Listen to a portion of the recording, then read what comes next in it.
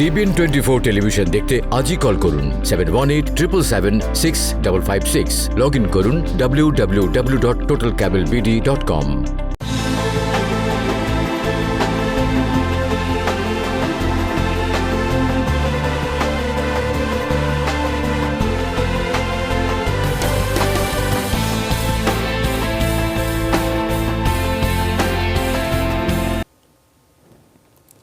স্বাগত, দেখছেন TBN analysis. আমি সুলতানা রহমান। আমার সঙ্গে আজকে অতিথি হিসেবে রয়েছেন অ্যাটর্নি মাহফুজুর রহমান, মূলত ইমিগ্রেশন অ্যাটর্নি তিনি। আমি আপনাদেরকে আগে কথা দিয়েছিলাম যে এই সপ্তাহ থেকে আমি ইমিগ্রেশনের যতগুলো অপশন রয়েছে, যতগুলো আইন রয়েছে এবং এই আমেরিকাতে ইমিগ্রান্ট হওয়ার জন্য যে উপায়গুলো রয়েছে সেগুলো নিয়ে একটি একটি করে বিস্তারিত আলোচনা করব।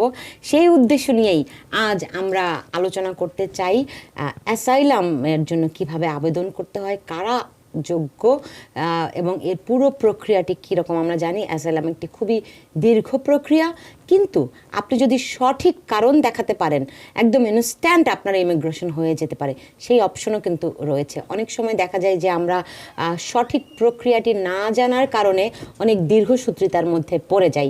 আশা করি আজকের অনুষ্ঠানের মধ্য দিয়ে আপনাদের অনেকের জন্যই অ্যাসাইলাম আবেদন করার জন্য যেই উপায়গুলো, সঠিক পন্থাগুলো দরকার সেগুলি আপনারা জানবেন। আমি স্বাগত জানাতে চাই অ্যাটর্নি মাহফুজুর রহমান আপনাকে। আমি জানি আপনি অনেক প্রস্তুতি নিয়েছেন এটির জন্য, যে অ্যাসাইলাম নিয়ে যেন দর্শকদের মনে আর কোনো প্রশ্ন না থাকে, অন্তত প্রক্রিয়াটি নিয়ে আপনি আপনার কাছ থেকে পুরো নিয়ম কানুনগুলো, কারা যোগ্য হবেন সবই জানতে চাই। ধন্যবাদ সুলতানা। অ্যাসাইলাম এটি খুবই একটি গুরুত্বপূর্ণ বিষয়, বিশেষ করে ইউএস ইমিগ্রেশনের জন্য। তো আমরা যদি অ্যাসাইলাম শব্দটা যেহেতু বলেছেন, এটা একটা ডেফিনিশনটা আমার মনে হয় প্রথম জানা দরকার। সেটি হচ্ছে অ্যাসাইলাম প্রার্থী কারা হতে পারে। সেটার ডেফিনিশন হচ্ছে এখানে 5টা প্রোটেক্টিভ গ্রাউন্ড আছে। এটা হচ্ছে politics, race, religion, nationality, special social group. এই 5টা প্রোটেক্টিভ গ্রাউন্ডের সাথে কেউ জড়িত থাকার কারণে তার হোম কান্ট্রিতে যদি নির্যাতনের শিকার হয় বা হবে এবং যার ফলে সে তার দেশে ফিরে যেতে পারছে না অথবা চায় না, তাহলে তাকে এখানে প্রোটেকশন দেওয়া হবে। এটা আর এই অ্যাসাইলাম বিষয়টা কিন্তু সর্বপ্রথম এই আধুনিক যে সিভিলাইজেশনের সর্বপ্রথম যে এটা আইন আকারে আসছে, সেটা হচ্ছে কিন্তু আসলে জাতিসংঘের যে 1951 রেফিউজি কনভেনশনের মাধ্যমে কিন্তু প্রথম সারা পৃথিবীতে এটা মানে এই আইনের প্রচলনটি আসছে। এটি আছে আপনার বিশ্বের অধিকাংশ দেশে কিন্তু এই কনভেনশনকে তারা স্বীকৃতি দিয়েছে। তার মধ্যে যুক্তরাষ্ট্র হচ্ছে একটা অন্যতম, যে ইউএস কিন্তু এই 1951 রেফিউজি কনভেনশনকে তারা নিজস্ব আইন হিসেবে ইনকর্পোরেট করে নিয়েছে 1980-তে। তো যার ফলে 1951 রেফিউজি কনভেনশনের যে অধিকারগুলো আছে মানুষের, সেই অধিকারগুলো কিন্তু ইউএসএ তে কেউ আসলে ভোগ করতে পারে। তো এখন প্রশ্ন হচ্ছে অ্যাসাইলাম যারা প্রার্থী তারা কিভাবে করবে।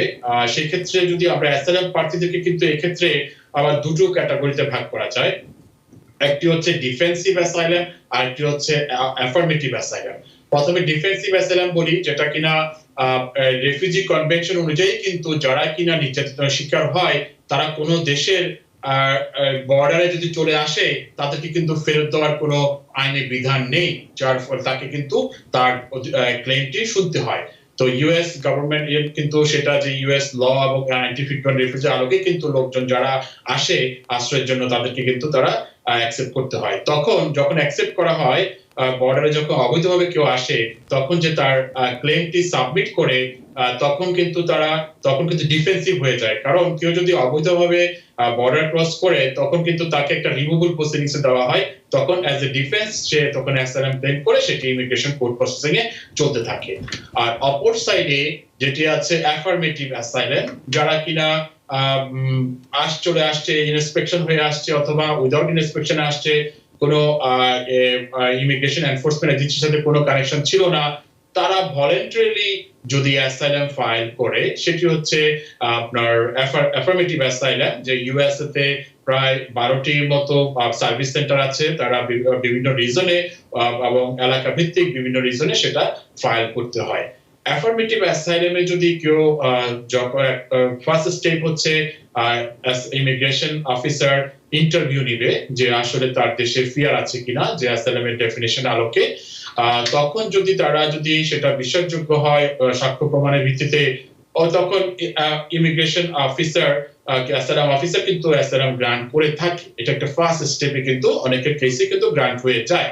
কিন্তু ইমিগ্রেশন অফিসার যদি মনে করে যে তার কেসটি যথার্থ নয় তার কাছে, তখন কিন্তু তারা কেসটি তখন ডিনাই করতে পারে না, সেটা ইমিগ্রেশন কোর্টে রেফার করে দেয়।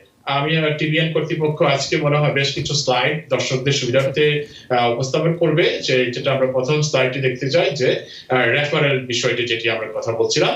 তো সেটি কিন্তু এখানে কিন্তু যে রেফারেল হয় ইমিগ্রেশন কোর্টে, সেটার কিন্তু একটা ভেরি একটা ট্রিকি পয়েন্ট আছে। সেটি হচ্ছে যারা ওই অ্যাফার্মেটিভ অ্যাসাইলাম করে, তাদের যদি ভিসা স্ট্যাটাস থাকে এবং ইন্টারভিউ হওয়ার পরেও যদি 1-2 মাসের মধ্যে অ্যাটলিস্ট যদি 1 মাস ভিসা স্ট্যাটাস থাকে, তাহলে কিন্তু রেফারেল পাওয়ার কোনো সম্ভাবনা নেই।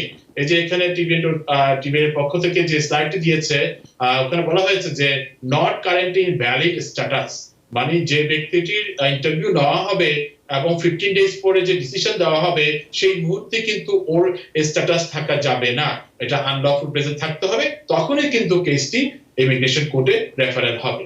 তো আমরা পরবর্তী স্লাইড দেখব এই বিষয়ে। সেটি হচ্ছে যে অ্যাসাইলাম যারা আবেদন করে, যেমন ডিফেন্সিভ হোক অথবা অ্যাফার্মেটিভ হোক, তাদেরকে কিন্তু একটা ব্যাকগ্রাউন্ড চেক, যেটা ফিঙ্গারপ্রিন্টিং মাস্ট করতে হয়।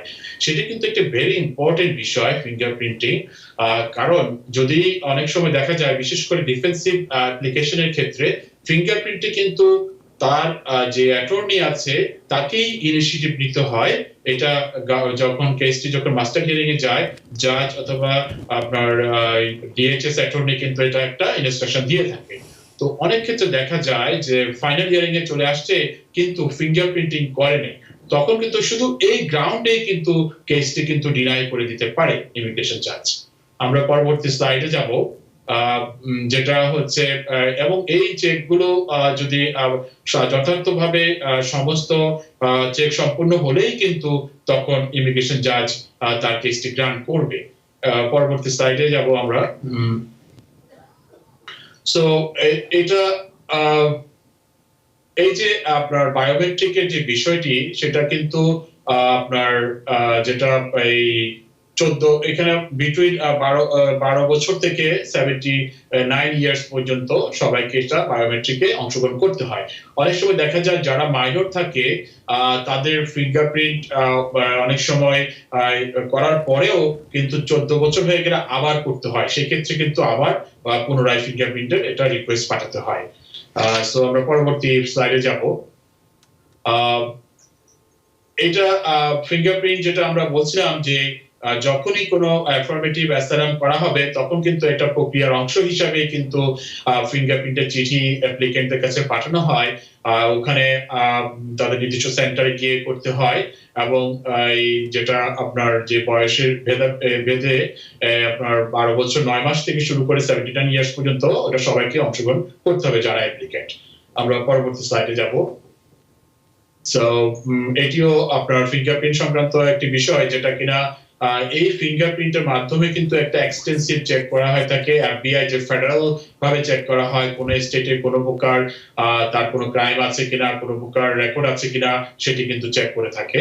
এবং এই ফিঙ্গারপ্রিন্টটি যখন করা হয়, বিশেষ করে ডিফেন্সিভের ক্ষেত্রে কিন্তু তখন কিন্তু ইনস্ট্যান্ট কিন্তু সেই কেস শুরু হওয়ার আগে, ট্রায়াল শুরু হওয়ার আগে কিন্তু সেই ফিঙ্গারপ্রিন্টটি এটার চেকটি ইমিগ্রেশন জাজকে জানাতে হয় সব ঠিক, এটা নো অবজেকশন আছে কিনা। সো এখানে আমরা পরবর্তী এই যে স্লাইডটি দেখতে পাচ্ছি, এখানে আছে যে what will be my status after I grant my asylum. So asylum হওয়ার গ্রান্ট হওয়ার পরে যে স্ট্যাটাস, সেটিকে বলা হয় অ্যাসাইলি, মানে যারা অথবা এই অ্যাসাইলাম গ্রান্টেড যেটা হয়। তো সেই ক্ষেত্রে কিন্তু এদেশের ইনডেফিনিট লিভ পেয়ে যায় আমেরিকাতে থাকার, এটা এবং কাজের অধিকার থাকে, সারা জীবন বসবাস করতে পারবে এদেশে। পরবর্তীতে একটি বছর পরে সেটি কিনা যে গ্রিন কার্ড এর জন্য আবেদন করতে পারে এবং গ্রিন কার্ড পেলে সিটিজেনশিপও দাবি করতে পারে।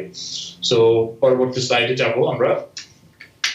এখানে যেমন পরবর্তী to what benefits may have entered after I granted, যেটা আমি কিছুক্ষণ আগে বলছিলাম যে কাজের অধিকার থাকবে, সেটা উনি যদি গ্রিন কার্ড দাবি নাও করে সারা জীবন কিন্তু অ্যাসাইলি হিসেবে থাকতে পারে এই দেশে। সো এখানে যে অ্যাসাইলামের যে নিয়ম কানুন আছে এটা কিন্তু ইউএসসিআইএস এর ওয়েবসাইটেও কিন্তু বিস্তারিতভাবে দেওয়া আছে, কেউ যদি এই সম্পর্কে জ্ঞান অর্জন করতে চায় সেখানেও তারা দেখতে পাবে। সো এখানে যেটা এই স্লাইডে আছে, where can I find further information if my asylum case referred to the, তো সেই ক্ষেত্রে যখন কেসটি ইমিগ্রেশন কোর্টে রেফার করা হয় তখন কিন্তু এই অ্যাসাইলাম অফিস থেকে একটা চিঠি ছাড়া হয় যে এটাকে এনটিএ বলে, নোটিস অফ অ্যাপিয়ারেন্স। ওখানে কিন্তু ইমিগ্রেশন কোর্টের অ্যাড্রেস এবং ডেট দেওয়া থাকে, সেইভাবে কিন্তু কোর্টে অ্যাপিয়ার করতে হয়। অনেক সময় দেখা যায় ওই ডেটটি কার্যকর থাকে না, পুনরায় রিস্কেডিউল করে, তখন কোর্ট থেকে কিন্তু অ্যাপ্লিকেন্টের কাছে অথবা তার অ্যাটর্নির কাছে কিন্তু ইমিগ্রেশন নতুন ডেটের চিঠি পাঠিয়ে থাকে। সো এখানে যে এবং অ্যাসাইলাম সংক্রান্ত আরো যে বিস্তারিত যেটা হচ্ছে যে এখানে যে আমরা এই স্লাইডে দেখতে পাচ্ছি, what is the notice two intend to deny. So এই শব্দটির সাথে পরিচিত তখন যারাই হবে অ্যাসাইলাম অ্যাপ্লিকেন্ট, যারা কিনা অ্যাফার্মেটিভ অ্যাসাইলাম অ্যাপ্লিকেন্ট এবং যারা ইন্টারভিউতে অ্যাপিয়ার করেছে এবং যাদের কিনা স্টিল ভিসা ভ্যালিড আছে। ফর এক্সাম্পল কেউ B1 B2 ভিসা আছে, 6 মাসের ভিসা নিয়ে আছে, তার ভিসা এখনো এক্সপায়ার হয়ে, তখন যদি তারা ইন্টারভিউতে অ্যাপিয়ার করে এবং অফিসার যদি মনে করে যে ডিনাই করবে, তখনই ইন্টেন্ড টু ডিনাই ছাড়ে। আমরা এই স্লাইডে দেখতে পাচ্ছি যে কন্ডিশনাল গ্রান্ট অফ অ্যাসাইলাম, সেটি হচ্ছে বেসিক্যালি অনেক অ্যাপ্লিকেশনের ক্ষেত্রে যারা যদি প্রিলিমিনারি তারা অফিসার ডিসাইড করে যে না আসলে তার ফিয়ার অফ পারসিকিউশন আছে, তখন তার একটা কন্ডিশনাল একটা প্রি অ্যাপ্রুভ দিয়ে থাকে অ্যাপ্লিকেশনের ক্ষেত্রে। সো এখানে যে পরবর্তী স্লাইডে দেখতে পাচ্ছি যে how will asylum officer make decision about weather two grant me asylum. এটা বেসিক্যালি ডিপেন্ড করে যে তার বক্তব্যটা, তার যে সিচুয়েশন সেটা ক্রেডিবল কিনা এবং যথার্থ এভিডেন্স আছে কিনা। নেক্সট স্লাইডে আমরা দেখতে পাচ্ছি সো ওটা যে গ্রান্ট করবে, তো সেই ক্ষেত্রে কিন্তু এটা গভর্নমেন্টের অনেক সময় অনেক থাকে, সীমাবদ্ধতা থাকে। দেখা যায় অ্যাসাইলাম অফিসে কিন্তু সেরকম ভাবে গ্রান্ট হয় না, তারা কিন্তু অনেক ক্ষেত্রে কেসগুলো রেফার করে দেয় ইমিগ্রেশন জাজের কাছে।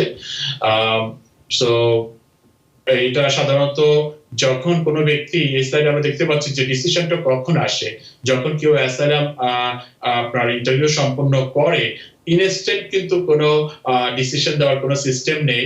সাধারণত 15 ডেজ পরে একটা অ্যাপয়েন্টমেন্ট দিয়ে থাকে, আর না হলে 15 ডেজ পরে তারা চিঠির মাধ্যমে সিদ্ধান্তটি জানিয়ে থাকে। এবং এই স্লাইডে দেখতে পাচ্ছি যে রিকমেন্ডেড ফর দি অ্যাসাইলাম, যেখানে ক্ষেত্রে অ্যাসাইলাম অনেক সময় এটা অফিসাররা করে থাকে, যদি তারা যথার্থ মনে হয় তারা অ্যাসাইলাম গ্রান্ট করার জন্য রিকমেন্ড করে থাকে। আর অ্যাসাইলাম এটা ভেরি গুড একটা স্লাইড যে can asylum status be terminated. Yes, তার আনসার হচ্ছে ইয়েস, কারণ অ্যাসাইলাম যদি ইন কেস যদি গভর্নমেন্ট অথবা জাজ কাউকে অ্যাসাইলাম গ্রান্ট করে থাকে, পরবর্তীতে যদি তার কেসে কোনো প্রকার ফার্দার ইনফরমেশন গভর্নমেন্ট পেয়ে থাকে, তারা কিন্তু 5 বছর পর্যন্ত কেসটি রিওপেন করে এটা আবার বাতিলের জন্য আবেদন করতে পারে ইমিগ্রেশন জাজের কাছে। এটা একটা গুরুত্বপূর্ণ স্লাইড, যেটা ইন্টারভিউ যে হয় সেটা রিস্কেডিউল অবশ্যই করা যায়, কিন্তু এদিকে খেয়াল রাখতে হবে যদি কেউ ইন্টারভিউ রিস্কেডিউল করে সেক্ষেত্রে কিন্তু ইএডি ক্লকটা কিন্তু তখন স্টপ হয়ে যাবে।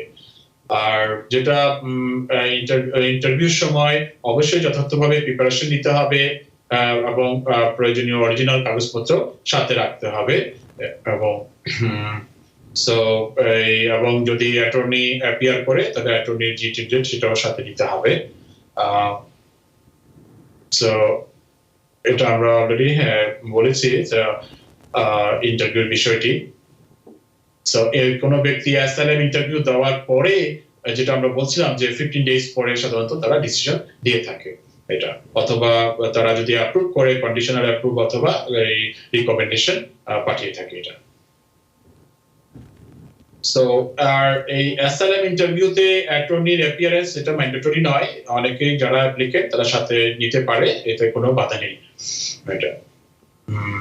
আর হচ্ছে এখানে যে গুড কজ শব্দটি অ্যাসাইলামের ক্ষেত্রে হয়, যে কোনো যদি আবেদন করা হয়, ফর এক্সাম্পল রিএসকিউর জন্য আবেদন করা হয়, সেটি অবশ্যই একটা ভালো যে গুড কজ শব্দটি ইউজ করে থাকে, গুড কজ থাকলে তারা তখন এটা আবেদনটি গ্রান্ট করে থাকে।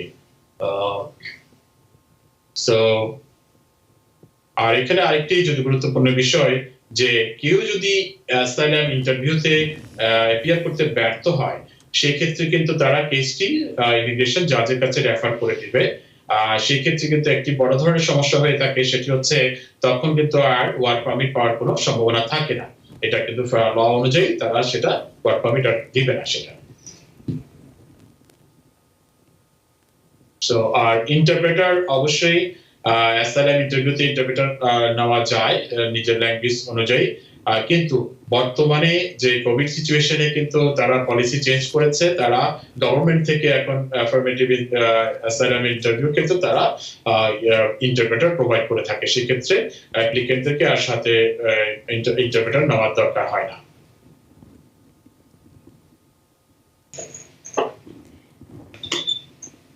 জি, আমরা অনেকগুলো বিষয় জানলাম আপনার কাছ থেকে। এর মধ্য থেকে আমার মনে কিছু প্রশ্ন আসছে, সেগুলো একটু জিজ্ঞেস করতে চাই। একটি ভালো অ্যাসাইলাম কেসের জন্য কি কি এভিডেন্স যে আবেদনকারীর কাছে থাকা দরকার? এটা খুবই একটা সুন্দর প্রশ্ন করেছেন।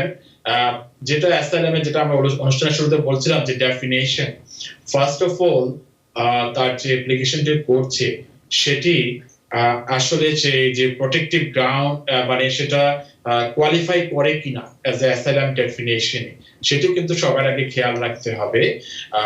অনেক সময় দেখা যায় যে অনেকে আসে, আমাদের ক্লায়েন্টরা অনেকে প্রশ্ন করে যে আমার দেশে ব্যবসা সংক্রান্ত পার্টনারের সাথে গন্ডগোল অথবা চাঁদাবাজি করে আমি অ্যাসাইলাম করতে চাই, এবং অনেকে করেও এই রিজনে। তো আলটিমেটলি যেটি হয়, যখন সর্বশেষ যখন জাজের কাছে যায়, জাজ শুধু একটা কারণে বলবে যে এটা স্ট্যাচুটরি কোয়ালিফাই করে না তোমার ক্লেমটি, সো তারা ডিনাই করে দেয়। সো সে একইভাবে যে কোনো ব্যক্তিগত প্রবলেম সেটিও কিন্তু কোয়ালিফাই করে না। সেটা যেটা পাঁচটা যে প্রোটেক্টিভ গ্রাউন্ড আছে, politics, race, religion, nationality, special social group, এই পাঁচটা প্রোটেক্টিভ গ্রাউন্ডের সাথে সম্পৃক্ত থাকার কারণে যে পারসিকিউশন দেখাতে পারলে অ্যাসাইলাম গ্রান্ট হবে। এখন কথা হচ্ছে এই ফার্স্ট অফ অল তাকে দেখাতে হবে যে সেই পাঁচটি প্রোটেক্টিভ গ্রাউন্ডের সাথে সম্পৃক্ত আছে। দেন প্রশ্ন হচ্ছে যে পারসিকিউশন, সে পারসিকিউশন মিনস হচ্ছে যেটা নির্যাতনের শিকার হয়েছে তার দেশে অথবা গেলে শিকার হবে, এবং সরকারের মাধ্যমে অথবা সরকারের দলীয় মাধ্যমে নির্যাতন হয়েছে, অথবা সরকার তাকে রক্ষা করতে ব্যর্থ হয়েছে, সেই ক্ষেত্রে কিন্তু এটাকে পারসিকিউশন ধরা হয়। পারসিকিউশনের ব্যাপারটা কিন্তু অনেকটা হালকা পাতলা হলেও অনেক সময় এটা কোয়ালিফাই করে না সেরকম, এটা অনেকটা সিভিয়ার হার্ড হয়ে থাকে, যদিও অনেক কেস ল আছে ইভেন থ্রেট হলেও কিন্তু পারসিকিউশন অনেক কেসের ক্ষেত্রে গণ্য করা হয়েছে। তো এই হচ্ছে সিচুয়েশন। এই ক্ষেত্রে যেটা আপনি বলছেন এভিডেন্স দিতে হবে, এই যে ডেফিনিশনের আলোকেই কিন্তু তাকে এভিডেন্স প্রোভাইড করতে হবে। ফর এক্সাম্পল, যে কেউ যদি পলিটিক্স করে থাকে তাহলে অবশ্যই তাকে যে পলিটিক্স করছে সম্পৃক্ততা সেটার কাগজ দিতে হবে। পারসিকিউশনের যে শিকার হয়েছে, যে ইনজুরির যে মেডিকেল ডকুমেন্টেশন সেটি দেখাতে হবে, আর পাশাপাশি সাক্ষী, অ্যাফিডেভিট সেগুলো প্রোভাইড করতে হয়। এখন আমরা অ্যাসাইলাম বলতে বুঝি পলিটিক্যাল অ্যাসাইলাম, মানে রাজনৈতিক আশ্রয় প্রার্থনা, রাইট? তো এর বাইরে কি ধরেন ধর্মীয়ভাবে কেউ যদি নিপীড়নের শিকার হন, সেটিও কি এই ক্যাটাগরিতে পড়বে, নাকি ভিন্ন ভিন্ন কোনো ব্যাখ্যা আছে? হ্যাঁ, অবশ্যই। যেটা আমি বললাম যে পাঁচটা প্রোটেক্টিভ গ্রাউন্ড, পলিটিক্যাল অ্যাসাইলাম বললে তাহলে একটা প্রোটেক্টিভ গ্রাউন্ডের আলোকে অ্যাসাইলামের কথা বলা হয়েছে। ধর্মীয় বললে রিলিজিয়ন, যে ধর্মের কারণে যদি কেউ পারসিকিউশনে, মাইনরিটি ধর্মের কারণে যদি তার হোম কান্ট্রিতে পারসিকিউশনের শিকার হয় তাহলে অ্যাসাইলাম করতে পারবে, তাহলে এটা রিলিজিয়াস বেস অ্যাসাইলাম তখন এটাকে বলা হবে। তো একইভাবে যদি কেউ ধর ন্যাশনাল জাতীয়তার কারণে বৈষম্যের শিকার হয় অথবা নির্যাতনের শিকার হয়, তাহলে তাকে তখন এটা ন্যাশনালিটি এবং রেস এসব কারণে কিন্তু সেটা অ্যাসাইলাম হিসাবে আপনার ডেফিনিশন করা যেতে পারে। যে আপনি 5টা বলেছেন, আর দুটো কি? 5টা যেটা হচ্ছে আপনার হচ্ছে রেস, রিলিজিয়ন, রেস এবং ন্যাশনালিটি, ওটা অনেক কাছাকাছি অবস্থান করে ন্যাশনালিটি। আর এটা হচ্ছে স্পেশাল সোশ্যাল গ্রুপ। এটি কিন্তু আবার অনেক ব্রড, এটা এভরিডে এটা ডেফিনিশন আপনার গ্রো করছে। এখন এটা হচ্ছে স্পেশাল সোশ্যাল গ্রুপ, এটা যদিও বাংলা মিন করে যে আপনার এটা একটা স্পেশাল যে সামাজিক গ্রুপ, এটা আর এটার মিনিং হচ্ছে যে এমন একটি সোশ্যাল গ্রুপ যারা কিনা চেষ্টা করলেও কিন্তু তার যে ক্যারেক্টার সেটা সে চেঞ্জ করতে পারবে না সেটা। সো এটা স্পেশাল, ফর এক্সাম্পল অনেক সময় দেখা যায় যে অ্যাসাইলাম এর ফ্যামিলি মেম্বার যারা কিনা তো দেখা যায় প্যারেন্টস রাজনীতি করে, তার চাইল্ডের উপরে নির্যাতন এসে গেছে, সে দেশ থেকে পালিয়ে চলে আসছে, প্যারেন্টস যেটা কিনা ডিসঅ্যাপিয়ার হয়ে গেছে। তো এই ক্ষেত্রে দেখা যাচ্ছে যে তার যে অবস্থা সেটি কিন্তু সে চেঞ্জ করা তার পক্ষে সম্ভব না, কারণ তার বাবা রাজনীতি করে, আর এটার কারণে সে কিন্তু এখানে নির্যাতনের শিকার হচ্ছে। তো একইভাবে আরো যেটা এই অন্যান্য আরো অনেক সোশ্যাল এই গ্রুপ আছে যেগুলো কোনো ডেফিনিশন এভরিডে কিন্তু এটা বিস্তার করছে। এটার মধ্যে হতে পারে এলজিবিটি কমিউনিটির যদি সদস্য হয়ে থাকে, নারীরা কি এই বিশেষ ক্যাটাগরির মধ্যে পড়ে কিনা? এটা হ্যাঁ, নারীদেরও অনেক কেস ল আছে, নারীরা হতে পারে, কারণ একটা দেখা যায় অনেক কান্ট্রিতে এই একটা যে নারী হিসাবে যে অধিকার, যে পাশাপাশি যে পুরুষরা যেভাবে সমাজে অবস্থান করে, নারীদের উপর দেখা যাচ্ছে যে ডিফারেন্ট ভাবে যে তাদের উপরে যে পারসিকিউশন হয়ে থাকে, যেটা কিনা গভর্নমেন্টও স্পন্সর করে থাকে, সেই ক্ষেত্রে নারীরাও কিন্তু স্পেশাল সোশ্যাল গ্রুপ হিসাবে ট্রিট হতে পারে। এই ক্ষেত্রে একটা সবচেয়ে বড় উদাহরণ হচ্ছে ডোমেস্টিক ভায়োলেন্সের শিকার, যেটা কিনা এটা নিয়ে কিন্তু এটা যেটা প্রেসিডেন্ট বারাক ওবামার আমলে কিন্তু এটা এস্টাবলিশ হয়েছিল, যেটা সুপ্রিম কোর্টে কেস ছিল যে ডোমেস্টিক ভায়োলেন্সের যারা শিকার হবে ওমেনরা, তারা স্পেশাল সোশ্যাল গ্রুপ হিসাবে আপনার বিবেচিত হয়ে অ্যাসাইলাম গ্রান্ট হবে, যেটা কিনা পরবর্তীতে যে আপনার প্রেসিডেন্ট ডোনাল্ড ট্রাম্পের গভর্নমেন্ট যখন আসলো, সেটি কিন্তু অ্যাটর্নি জেনারেল জেফ সেশন কিন্তু সেই ক্যাটাগরি কিন্তু বাদ দিয়ে দিয়েছিল, প্রায় বছর খানিকের মতো এটা অফ ছিল। এখন আবার সেটা পুনরায় রিএস্টাবলিশ হয়েছে, এখনো সেটা করতে পারে। জি, আরেকটি প্রশ্ন, আমি অনেক দর্শক টেলিফোনে অপেক্ষা করছেন, কিন্তু এই প্রশ্নটি না করলেই নয়, এটি একটি বেসিক কোয়েশ্চেন, সেটি হচ্ছে যারা অ্যাসাইলাম আবেদন করবেন তাদেরকে তো এই ভূখণ্ডের মধ্যেই থাকতে হবে। এখানে হ্যাঁ, যদি অ্যাসাইলাম এবং রেফিউজি দুইটাই খুব পাশাপাশি অবস্থান করে, যেটা কিন্তু ইউএস গভর্নমেন্ট কিন্তু দুই প্রকারের লোককে কিন্তু তারা অ্যাসাইলাম শেল্টার দিয়ে থাকে। যারা কিনা ইউএস এর ভিতরে থাকে, তারা ইউএস এর মধ্যে যে দুটা প্রকার ডিফেন্সিভ এবং অ্যাফার্মেটিভ অ্যাসাইলাম করতে পারে, আবার ইচ্ছা করলে কেউ কিন্তু চাইলে এমবিসিতেও করতে পারে, সেটারও কিন্তু সুযোগ থাকে অ্যাসাইলাম করার, এটা আন্তর্জাতিকভাবে। আর পাশাপাশি ইউএস গভর্নমেন্ট কিন্তু যারা কিনা এই রিফিউজি অলরেডি হয়ে আছে, বিভিন্ন জায়গায় শেল্টারে তারা আছে, তাদেরকে রিফিউজি অলরেডি ডিক্লেয়ার করে রিসেটেলমেন্ট করে থাকে আমেরিকার ভিতরে। রাইট, তার মানে কেউ যদি অ্যাসাইলাম দেশে বসে করতে চায়, ওই এমবাসিতে তাকে আবেদন করতে হবে, তাই তো? রাইট। জি, অনেক ধন্যবাদ। খুব গুরুত্বপূর্ণ অনেকগুলো বিষয়ে আপনি তুলে ধরলেন অ্যাসাইলাম সংক্রান্ত। আমি একটু চলে যেতে চাই দর্শকদের সরাসরি প্রশ্নে। দর্শক কে আছেন, নাম পরিচয় বলে প্রশ্ন করুন। দর্শক কে আছেন? জি বলুন। আসসালামু আলাইকুম। ওয়ালাইকুম আসসালাম, বলুন। জি তাড়াতাড়ি বলুন। ভাই ভালো আছেন? আসসালামু আলাইকুম। আচ্ছা ভালো। আচ্ছা আপা, আমি ওই দিন একটা প্রশ্ন করছিলাম, ওইটা আমি আজকে আবার করতে চাইতেছি।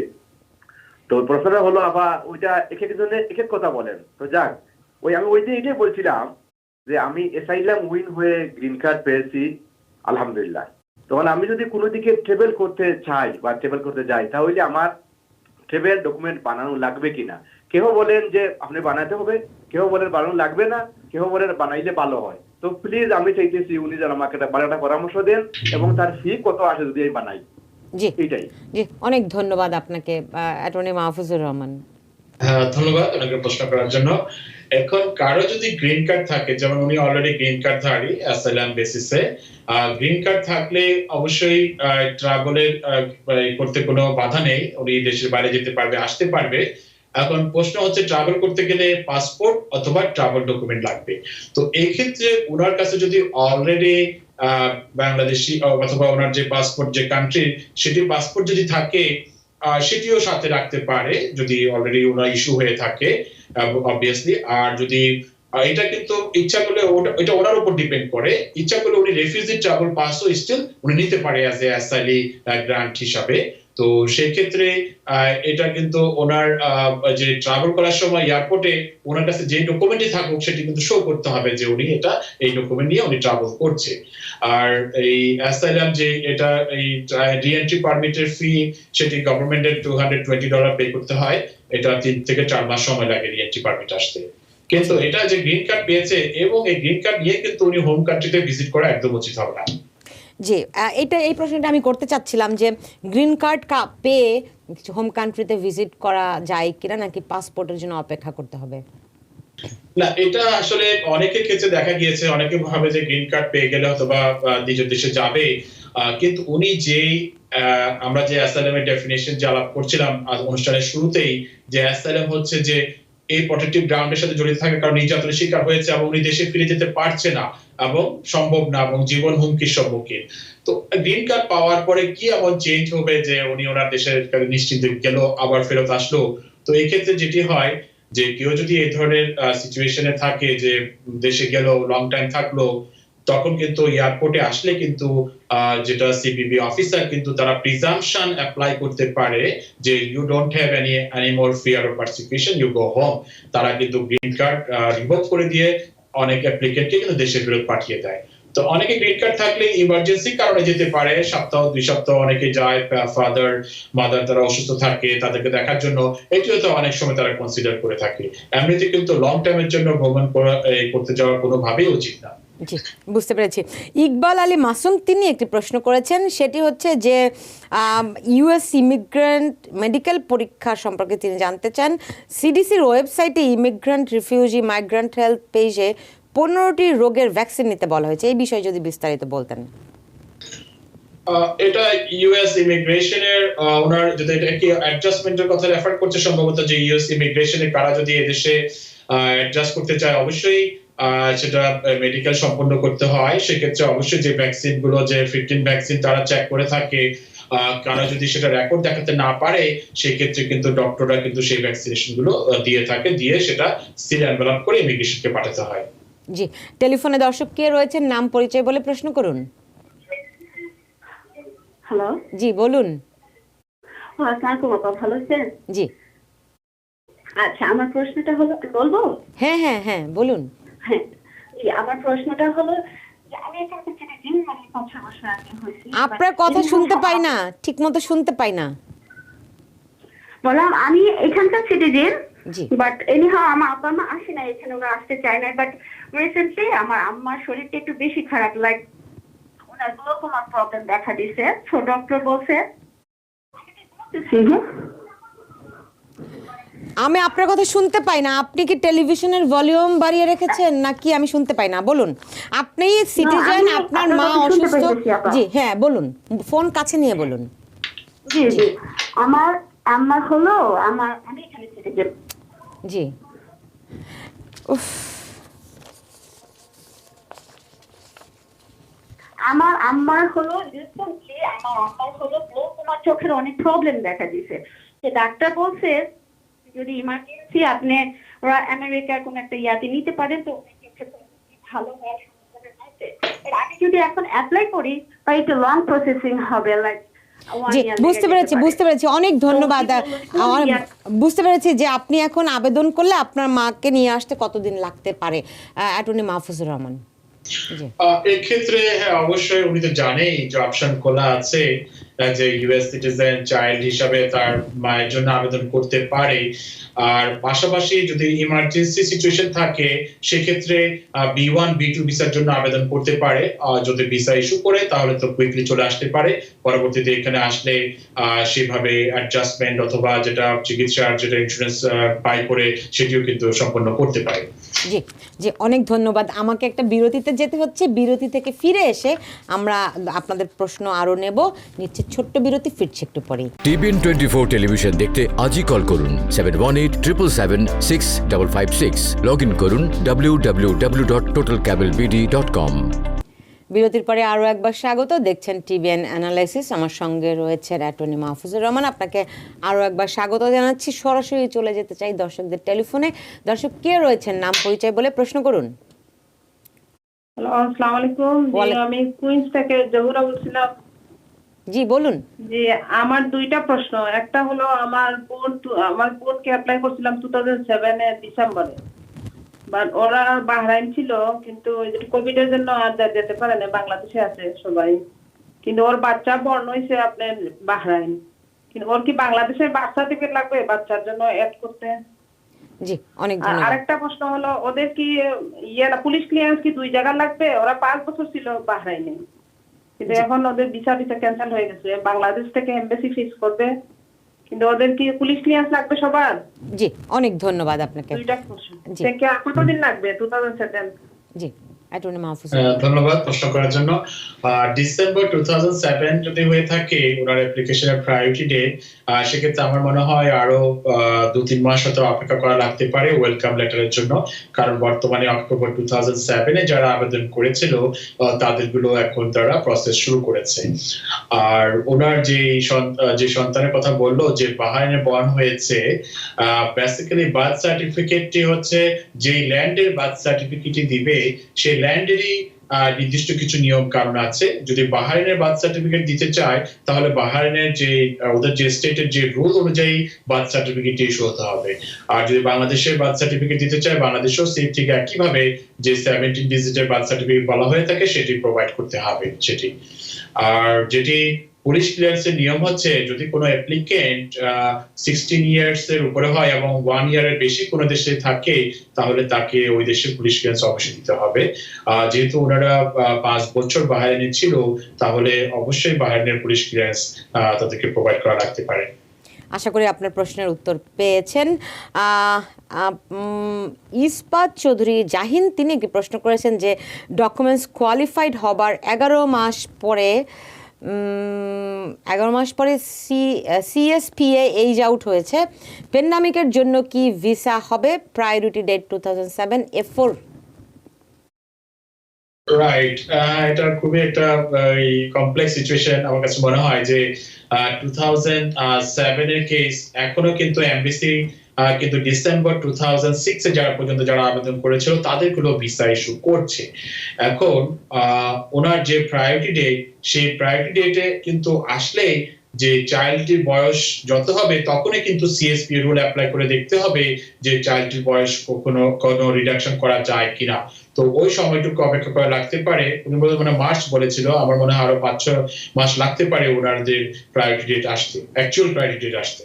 জি, বুঝতে পেরেছি। মিল্টন হাওলাদার বাপ্পি তিনি বলছেন যে তার priority date 29 September 2014, category 2FB। কখন ইন্টারভিউর জন্য ঢাকা এম্বাসি কল করতে পারে? কবে বললো প্রায়োরিটি ডেট? কবে? 2000 প্রায়োরিটি ডেট 29 সেপ্টেম্বর 2014। 14, ঠিক আছে। 14 যদি হয়ে থাকে আবার F2B হয়ে থাকে, আমার মনে হয় এখন কিন্তু অলরেডি অথবা ওনারা সবকিছু কমপ্লিট করেছে, কারণ 15 এর কেসগুলো তারা এই ডকুমেন্টের জন্য তারা চিঠি ছেড়েছে। তো আমার মনে হয় যখন এমবিসির কার্যক্রম সচল হলেই কিন্তু ওরা ইন্টারভিউ ডেট পেয়ে যাবে। জি, আমিরুন নাহার তিনি বলছেন যে তিনি তার ভাই বোনের জন্য 2013 সালে অ্যাপ্লাই করেছেন এবং একটি I receive the request evidence from request evidence form is approved. How long they take to come to USA? 2013 application. বুঝতে পেরেছি, উনি মনে হয় যে রিকোয়েস্ট ফর ফার্দার এভিডেন্স এটা রেসপন্স করেছে এবং অ্যাপ্রুভ করেছে। দ্যাট মিন্স হচ্ছে ওনার অ্যাপ্লিকেশনটি এখন ন্যাশনাল ভিসা সেন্টারে চলে যাবে, সেখানে থাকবে কেসটি প্রায়োরিটি হওয়ার আগ পর্যন্ত। সো যেটা এখন আমরা দেখতে পাই যে অক্টোবর 2007 পর্যন্ত যারা আবেদন করেছিল তাদের জন্য ন্যাশনাল ভিসা সেন্টার এখন লেটার সেন্ড করছে। তো সেই হিসাবে আমরা ধারণা করতে পারি অ্যাটলিস্ট আরো 6 থেকে 7 বছর সময় লাগতে পারে। জি মোহাম্মদ বিপ্লব তিনি বলছেন যে তিনি তার পরিবারের ভাই বোনের জন্য 5 বছর আগে অ্যাপ্লাই করেছিলেন, কিন্তু কোনো রেসপন্স নেই, ট্রাক নম্বর নেই, তারা কি ফাইল পেয়েছে কি পায়নি তাও জানছেন না। তিনি তার পরিবারের সবাই আসুক এটি তিনি চান, এখন কি করবেন? এটা হওয়ার কথা না। যদি কেউ অ্যাপ্লিকেশন করে থাকে, ইউএসসিএস ফি নিয়ে থাকে, ফি নেওয়ার পরে তারা কিন্তু একটা রিসিপ্ট নোটিশ পাঠিয়ে থাকে। সো উনি যদি সেই জিনিসটি মিস করে অতি সত্বর ইউএসসিএস এর কাস্টমার সার্ভিসে ফোন করে যোগাযোগ করা বাচ্চা নিয়ে। জি ওয়ালিদ খান তিনি বলছেন যে যারা 2017-তে ফ্যামিলি অ্যাসাইলাম কেস ওপেন করেছে এবং তাদের কোনো হিয়ারিং ডেট কল আসেনি, তারা কি বাইডেনের নিয়মে পড়বে কি যাদের কোনো হিয়ারিং ডেট কল আসেনি? এটা যেটা উনি যেটা বাইডেনের যে অ্যামনেস্টি যে বিলের কথা বলছে, সেখানে কিন্তু গ্রিন কার্ড এবং সিটিজেন ছাড়া যারাই আনডকুমেন্টেড আছে তাদের সবার কথাই বলা হয়েছে। তো টেকনিক্যালি ওনার অ্যাসাইলাম কেস যেহেতু পেন্ডিং আছে, উনিও সম্ভবত কোয়ালিফাই করবে। জি টেলিফোনে দর্শক কে রয়েছেন, নাম পরিচয় বলে প্রশ্ন করুন। জি দর্শক কে আছেন?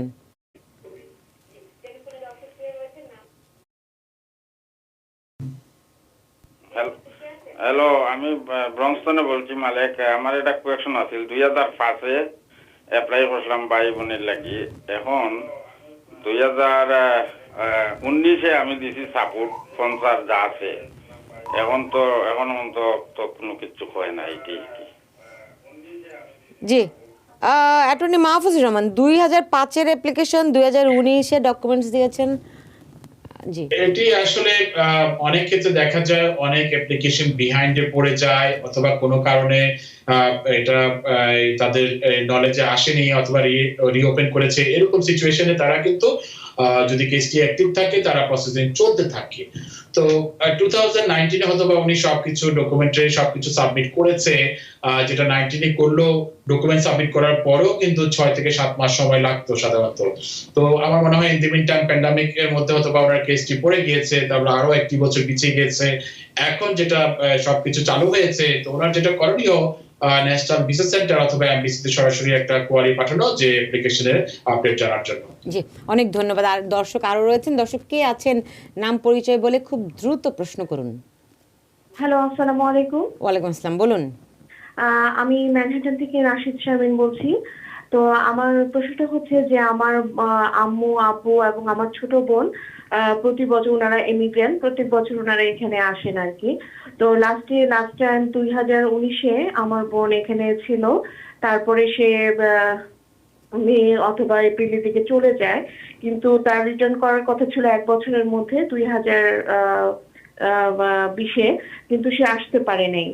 এরপরে সে অ্যাম্বাসির সঙ্গে যোগাযোগ করে ওখান থেকে রিটার্নিং ভিসার জন্য যে কাগজপত্র সাবমিট করতে হয় ওগুলো সবকিছু করেছে, কিন্তু এখন পর্যন্ত ওরা কোনো রিপ্লাই দিচ্ছে না, বা ওদের সাথে ওরা বলছে টাইম লাগবে। মানে এটা এখন কি রিটার্নিং ভিসার ক্ষেত্রে কেউ কি আবার নেক্সট টাইম আসতে পারবে, এরকম কোনো সম্ভাবনা আছে? জি অ্যাটর্নি মাহফুজুর রহমান। জি ধন্যবাদ প্রশ্ন করার জন্য। রিটার্নিং ভিসা যেটা SB1 ভিসা বলা হয়, সেটার বেসিক হচ্ছে যারা কিনা মোর দেন 1 ইয়ার গ্রিন কার্ড নিয়ে ইউএস এর বাইরে অবস্থান করেছে, তখন এমবিসি কিন্তু এই ভিসাটি ইস্যু করে থাকে। তো সেক্ষেত্রে সবচেয়ে ইম্পর্টেন্ট বিষয় হচ্ছে যে উনি কি কারণে এই মোর দেন 1 ইয়ার ছিল, কি ইমার্জেন্সি সিচুয়েশন ছিল। ইউএস এমবাসি যদি সেই বিষয়টিতে কনভিন্স হয়, তাহলে উনি SB1 ভিসা পাবেন। যে সেক্ষেত্রে কোভিড-19 তো অনেক বড় একটি বিষয়, সেটিও তো দেখাতে পারে তারা, রাইট? এটি এখন সব অ্যাপ্লিকেন্টদের ক্ষেত্রে হচ্ছে যে কোভিড-19 এর কারণে অথবা প্লেনের টিকিট পায়নি, চেষ্টা করেছে, ওইসব প্রমাণ যদি দেখাতে পারে সম্ভবত পেয়েছে। জি মাহফুজুর রহমান, আপনাকে অনেক ধন্যবাদ জানাচ্ছি আজকে আমাদের সঙ্গে যুক্ত হওয়ার জন্য। বিশেষ করে অ্যাসাইলাম সংক্রান্ত যেই প্রশ্ন উত্তর এবং বিষয়টি কি যেভাবে করে ব্যাখ্যা করেছেন, আপনাকে অনেক ধন্যবাদ জানাচ্ছি এই সমস্ত তথ্য আমাদের দর্শকদের সামনে উপস্থাপন করার জন্য। আপনি ভালো থাকুন। ধন্যবাদ। জি দর্শক, আপনারা যারা এতক্ষণ আমাদের সঙ্গে ছিলেন আপনাদেরকে অনেক ধন্যবাদ, এবং যে যেখানে আছেন সবাই ভালো থাকুন, সুস্থ থাকুন এবং অবশ্যই নিরাপদে থাকুন সেই প্রত্যাশা রেখে বিদায় নিচ্ছি। সবাই ভালো থাকুন।